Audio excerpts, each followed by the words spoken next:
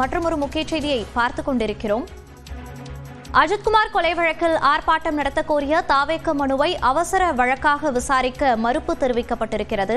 இது குறித்த கூடுதல் விவரங்களோடு இணைகிறார் நமது செய்தியாளர் மதன். விவரங்கள்.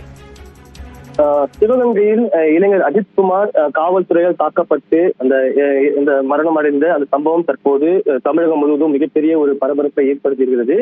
இந்த ஒரு காவல்துறை நடவடிக்கையை எதிர்த்து சென்னை சிவானந்த சாலையில் ஆர்ப்பாட்டம் நடத்த அனுமதி கோரி ஏற்கனவே தாவேகா தரப்பிலிருந்து காவல்துறைக்கு ஒரு அனுமதி கேட்டு மனு அளிக்கப்பட்டது. ஆனால் அந்த மனு நிராகரிக்கப்பட்டுவிட்டது.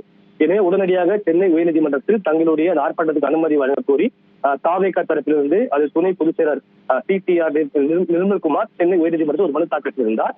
ஆனால் இந்த மனு இதுவரைக்கும் விசாரணைக்கு வரவில்லை. இன்று காலை நீதிபதி வேல்முருகன் இந்த வழக்குகளை எடுத்து விசாரிப்பதற்கு முன்னர் இது தொடர்பான ஒரு அவசர முறையீடு செய்யப்பட்டது தாவேகா தரப்பில். அதாவது ஏற்கனவே காவல்துறைக்கு மனு அளித்தோம், அனுமதி மறுக்கப்பட்டது. தற்போது சென்னை உயர்நீதிமன்றத்தில் இந்த மனு தாக்கல் செய்துள்ளோம். எனவே இந்த ஒரு மனுவை இன்று பிற்பகலே அவசர வழக்காக எடுத்து விசாரிக்க அனுமதிக்க வேண்டும் என்று தாவேகா தரப்பிலிருந்து ஒரு கோரிக்கை வைக்கப்பட்டது. ஆனால் நீதிபதியை பொறுத்த வரைக்கும் இந்த ஒரு மனுவை அவசர வழக்காக விசாரிப்பதற்கு என்ன அவசரம் உள்ளது என்று கேள்வி எழுப்பினார். அதே போல இந்த தொடர்பாக இந்த மக்களிடம் இருந்து ஒரு விழிப்புணர்வு ஏற்படுத்த வேண்டும். அதாவது இந்த திமுக ஆட்சி வந்த பிறகு இதுவரைக்கும் 20க்கும் மேற்பட்ட அந்த கஸ்டோடியல் டெத், அதாவது காவல்துறை மரணம் ஏற்பட்டுள்ளது.